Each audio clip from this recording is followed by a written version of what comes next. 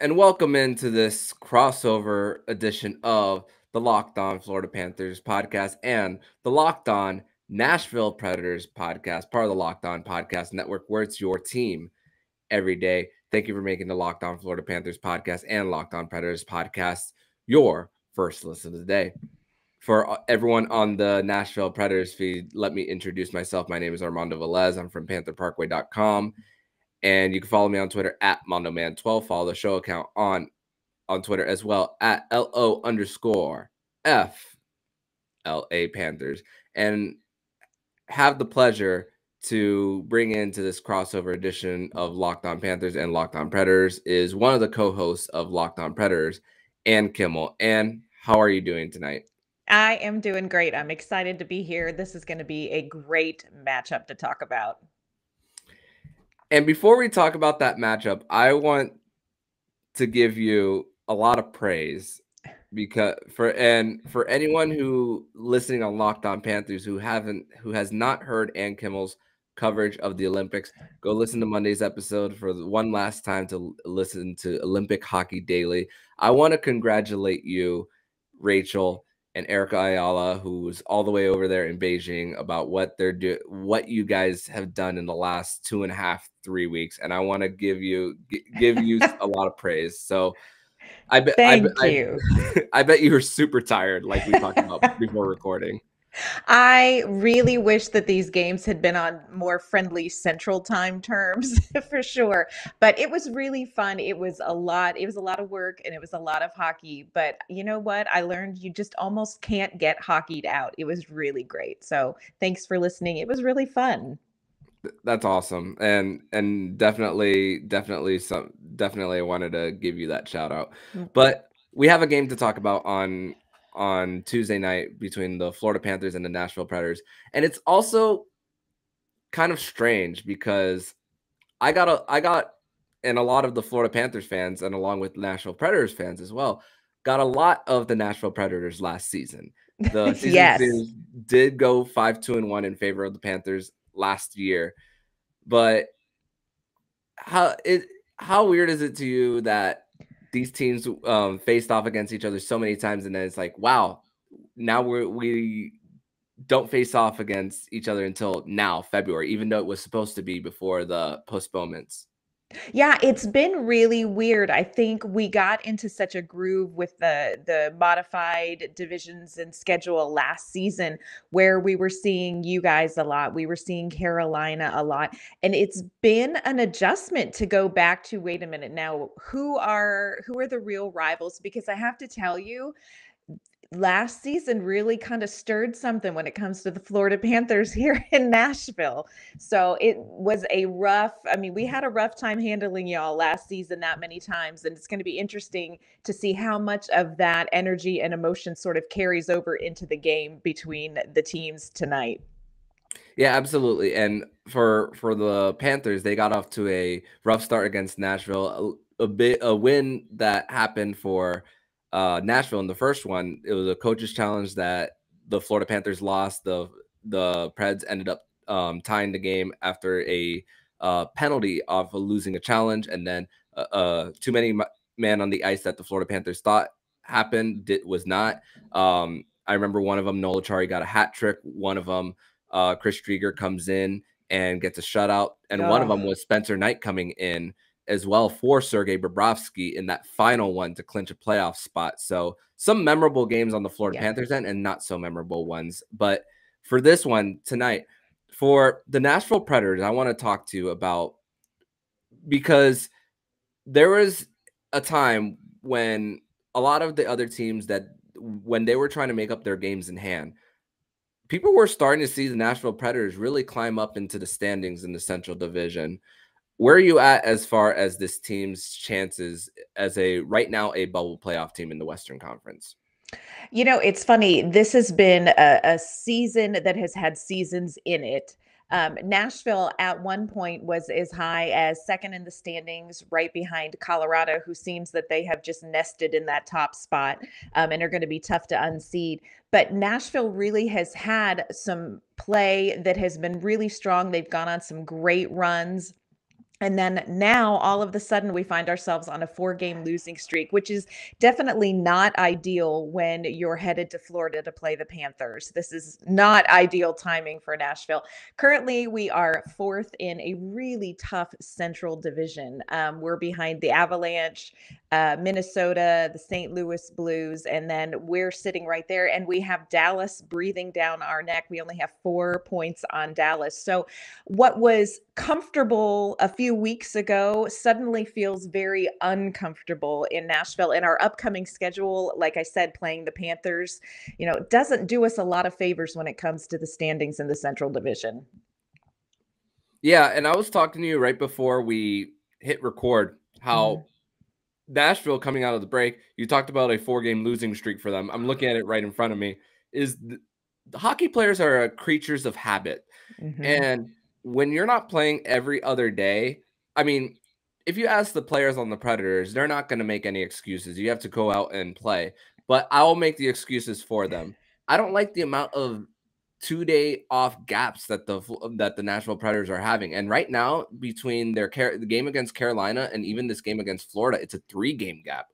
Yes. Do you think that that right now the Predators are having a hard time with getting back into a routine? I think that there is an element of that. I think the All-Star break interrupted something for Nashville. They really had something good kind of brewing there, and then they had this long period off. And of course, you need that time to recharge. The last half of the season is grueling. But the Predators just have struggled to find their groove again.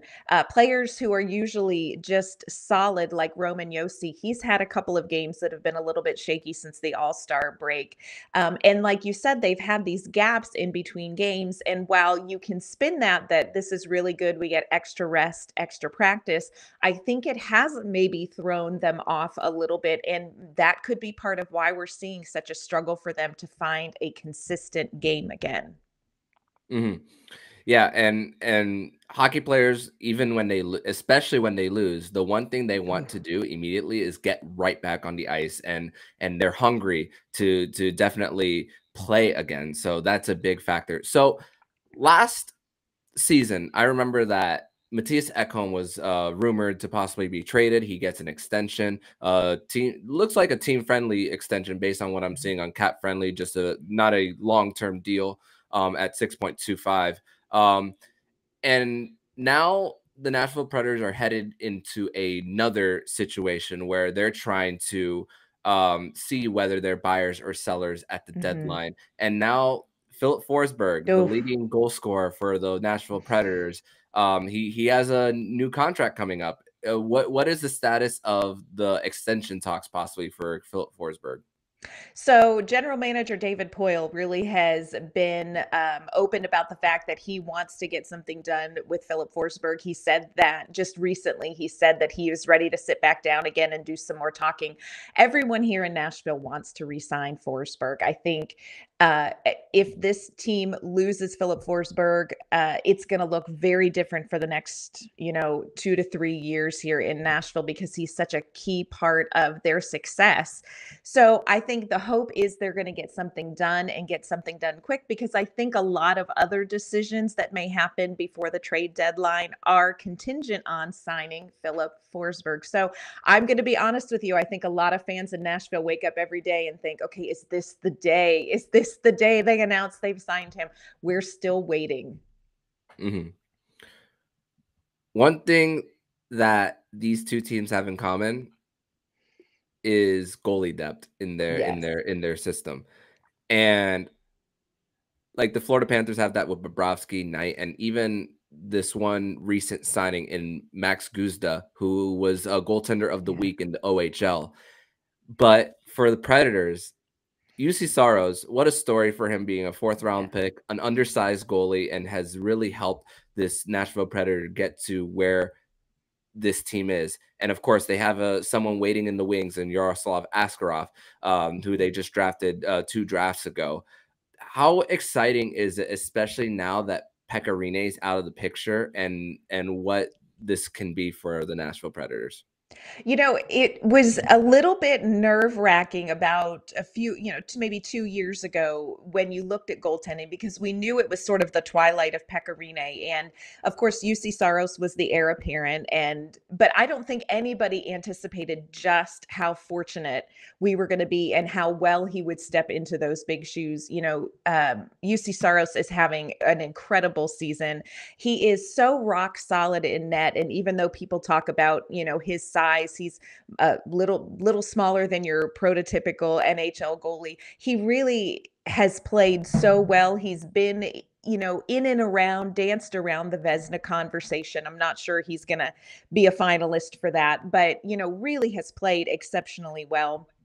There's a lot of enthusiasm in Nashville about Askarov for sure. Everybody keeps their eye on what's going on with his games. And we also have Connor Ingram in Milwaukee.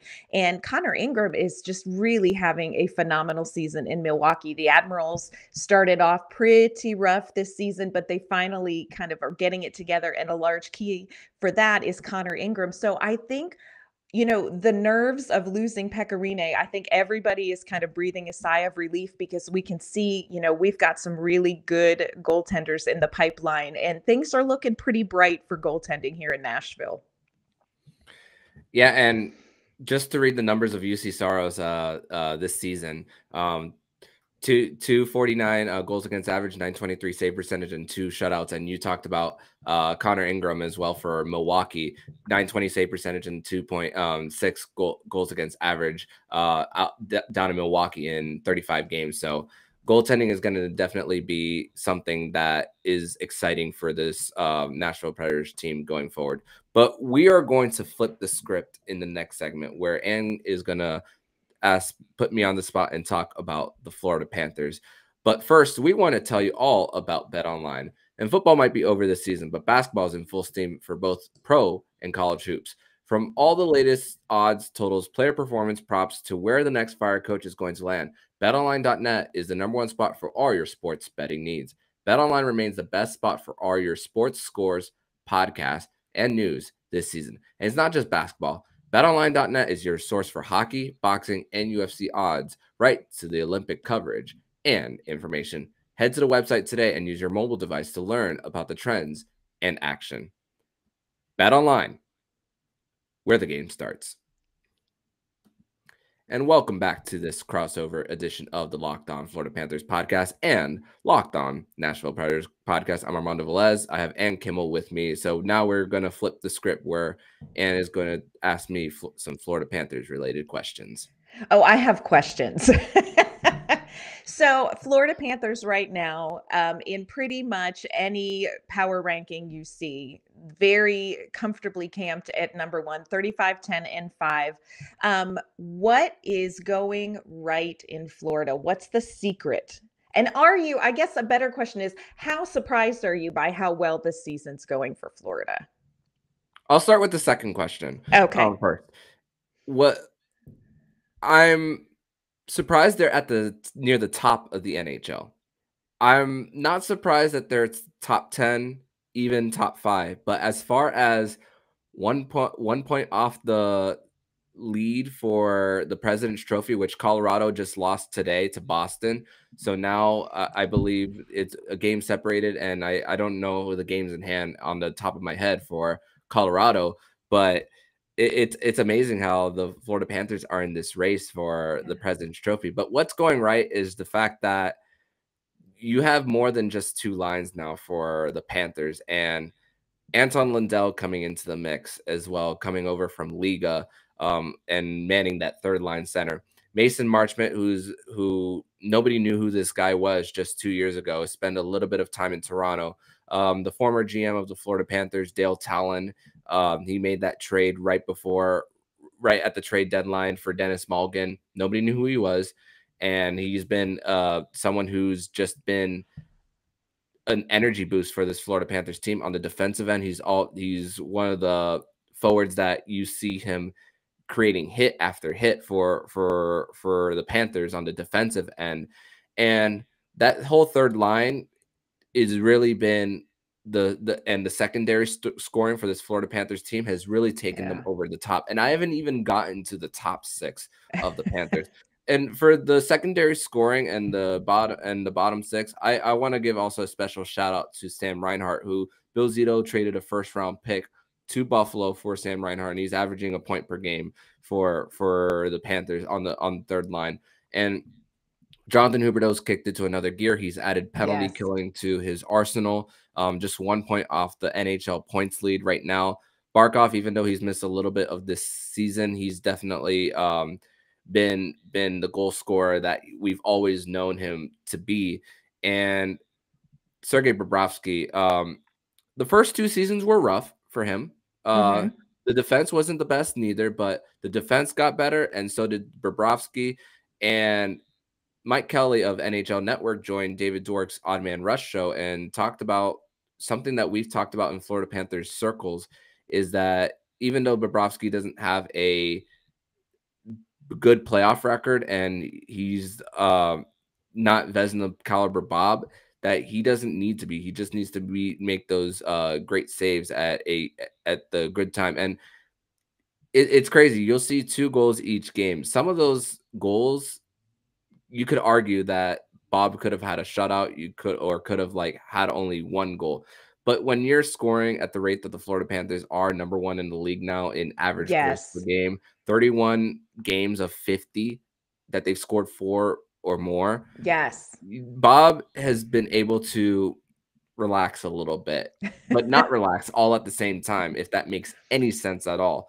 But Bobrovsky has been like flying a little bit under the radar on how great he has been this season and coming up with those timely saves. So what would you say is the top storyline for Florida this year? Is it secondary scoring? What would you say really is the main story coming out of Florida? Is there one player? I think it's the coach. I really do believe it's the coach that is the storyline, because they went through a difficult situation with Coach Q having to resign after everything that happened with Kyle Beach up in Chicago. And this team could have easily crumbled after that situation. Of course, they started off 7-0, and now Andrew Burnett is now 28-10-5. I talked about it on the national show, and I talked about it on yesterday's show about Andrew Burnett having dealt a great hand and having this, but any coach and this team could have crumbled easily. And even though Joe and the leadership as well on this team, I know Joe Thornton doesn't play every single night for the Panthers. Patrick Hornquist has been in and out because of injuries and COVID and all that too. But those veteran leaderships of off the ice have helped it on the ice as well. And the talent of the core 3 of Barkov, Huberdeau, and Ekblad has always been there. And now adding those complementary pieces on them, they got Sam Bennett in the last trade deadline, and then getting Sam Reinhart on draft night, a trade that happened past midnight after the first round that kept Florida Panther fans up late, seeing what kind of player was coming to this team, and just buying into what Bill Zito was selling. And I don't think people realize, even though Coach Q isn't here anymore, how much of his emotional presence and aura is still kind of here in South Florida on what he was able to build here. And Andrew Burnett has just been able to definitely take it and run with it. It wasn't pretty at first. And a lot of the losses, especially on the road, were a lot of fans scratched their heads. A lot of the Panthers, before resuming play after the Olympic break, they only had 1 win, where when the opposition scores first on the road, that they would come out with a win, and that was a shootout win. Oh, wow. They got 2 in their first 2 coming back out of the break. So they've learned how to come from behind more on the road. I mean, they've only lost 3 at home. I know this is a home game coming up on Tuesday, but it's been what they've done after these breaks, the Christmas break. they've come out firing.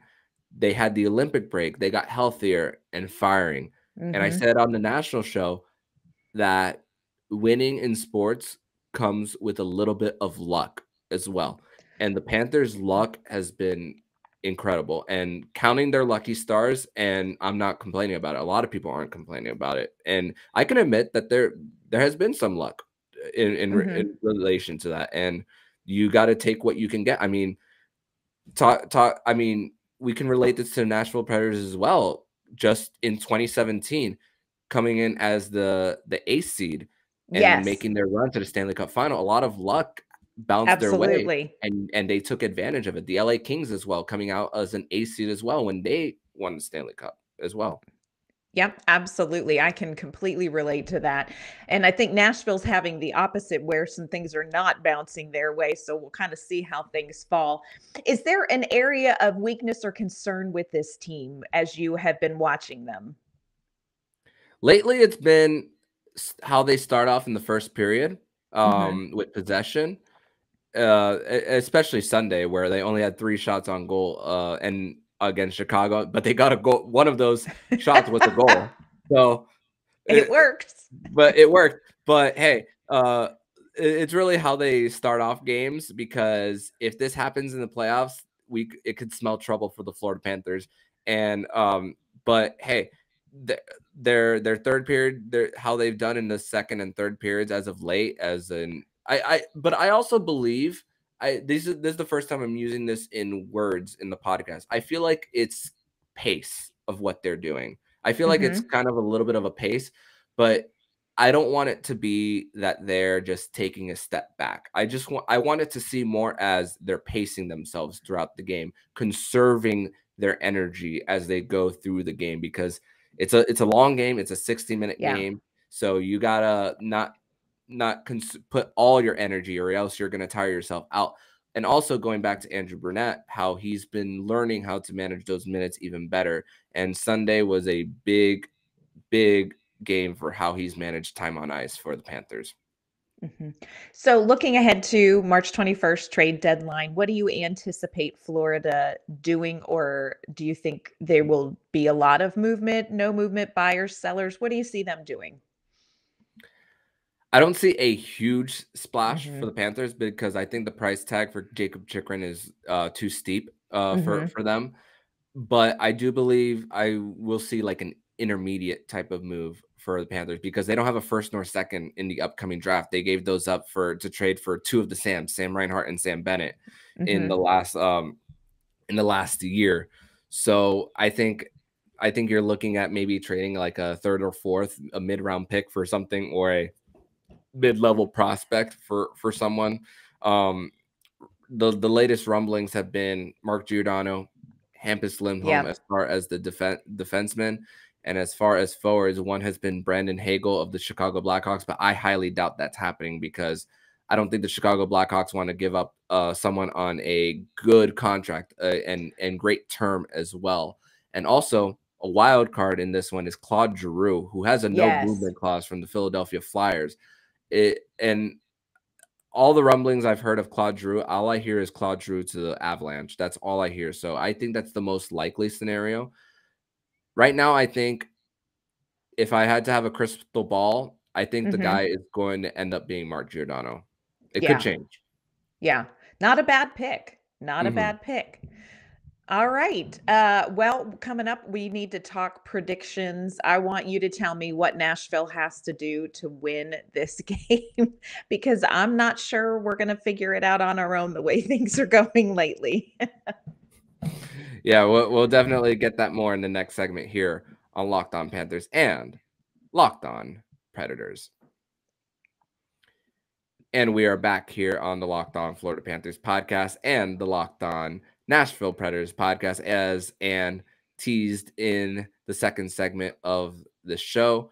We talked about the season series last year and meeting for the first time in this one. So what the Nashville Predators have to do in order to to beat the Panthers is Oh, they really got to get right in front of the net, right in front of the low slot in order to really challenge Bobrovsky, because in these last 3 games, the shots on goal on the defense, they've haven't allowed many attempts on mhm. Bobrovsky. They're doing a really good job in getting in the way of passing lanes and getting in front of the net so that Bobrovsky doesn't have to make a save. But like I said earlier, Bobrovsky, those few goals that he has given up, it's been a little questionable. If you look at the 2 goals in Chicago, it's a little bit of an eyebrow raiser, and just not allowing the Florida Panthers to go on rushes, because they lead the Yes. NHL in rush attempts for the NHL. So not allowing the Panthers to use their speed in order to beat, I'm going to assume it's Juuse Saros who's going to be Yes. starting on Tuesday. So just not allowing any rush chances and neutral zone turnovers. That's really the thing, because that's where they really make their money when it comes to going the other way. So that's really what it's going to take Yeah. to defeat this Florida Panthers team on Tuesday night. It doesn't happen often at home, because they've only lost 3 times all season on home ice. Wow. So what do you think is, how do you think the Florida Panthers have to defeat the Nashville Predators? What is the key before we give our in-game predictions? So I think Nashville does their best. They play their best when they play kind of the buzzword around here is identity. When they play to their identity, it's a hard checking team. It's very physical play. Coach John Hines always talks about we want to be a team that's hard to play against. If you interrupt that, and to do that, really, it means a game played with speed and odd man rushes, which is pretty much a nightmare for us as we face off against the Florida Panthers. But if you play a game with speed, if you take advantage of odd man rush opportunities, it really interrupts Nashville's ability to play their style of hockey. And that has been a real problem for them. And that's something that I think, unfortunately, may be easy for Florida to capitalize on. It's reassuring that we have UC Saros in net, because when we give up those odd man rushes, he really has done a great job keeping the team in games by being able to play well in net against something like that. But really, if the Nashville Predators can't quite find their physical, hard forechecking game, it's going to be a long night for Predators fans. Mm-hmm.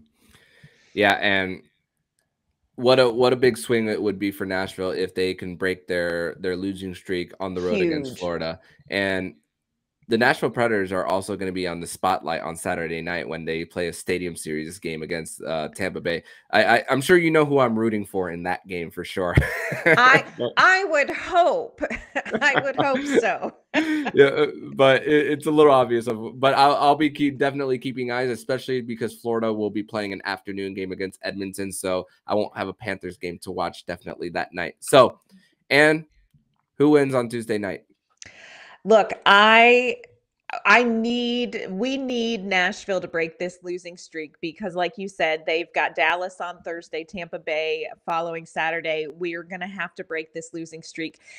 I'm you know, honestly, I think probably Florida's going to win it. I think it's going to be a good game. I think Nashville will have to play probably some of its best, most consistent hockey if they want a chance to win this game. I think this is going to be about a 4-3 game. I hate to say it, but I think Florida may take it. Mm-hmm. I'd like that not to be true. On the record, let me say. Of course. The last 2 crossovers that I've done with Jared Ellis of Locked On Hurricanes and Seth Topal of Locked On Wild, I actually picked the Panthers to lose both those road games, and ended up being wrong on both of them. But for numbers wise, usually Mhm. Saros, because I don't want to factor wins, because there's different variables in the wins for Right. goalies. So better numbers wise, goals against average and save percentage, UC Saros is having a better season than Sergey Bobrovsky. Spencer Knight hasn't been recalled up yet from AHL Charlotte. He's likely going to be recalled during this homestand. It doesn't look Mhm. like it's going to be on Tuesday against Nashville. But I think that with the Florida Panthers, I think they're going to come up with a win in this one. I'm going to say 3-2 in this one, as they have gone almost over a month since their last home game. Of course, different factors of the Olympic break, 5 road games in between, but this is a place that they're very comfortable in, and they score quickly as well at home as well. So I'm going to say it's going to be a 3-2 Florida Panthers win, and maybe it could be 4-2 if it's an empty netter at the very end. But I'm going to say 3-2 win for the Panthers. And if the Florida Panthers can stop the power play as well from the Nashville Predators, because the power play for Nashville, I mean, I'm seeing just right now the percentage, they're 9th in the NHL. Yes. If they can just stay out of the box and just learn how to stop the Predators in that front, then they'll find a way to win the game, because penalty kill is actually one of the things that gets to the Florida Panthers at time, that helps other teams either make games closer or sometimes even win. But I'm going to say the Florida Panthers win this one 3-2. Yeah. I think it's going to be a close game. I think it's going to be a good hockey game. I think it's going to be a close game. You know, we'll see how it all pans out. I never predict blowouts. By the way, I just can't. So Yeah. I just think this one. That's why I always predict close as well. Yeah. But hey, they're a bubble playoff team for a reason, and they're looking to definitely be motivated in order to continue their quest to make the playoffs. I mean, they've made it last year, regardless of whether it was a COVID season or not. So that they'll definitely be highly energized I mean, now the Florida Panthers they're at the point in their season where they're getting everybody's best shot.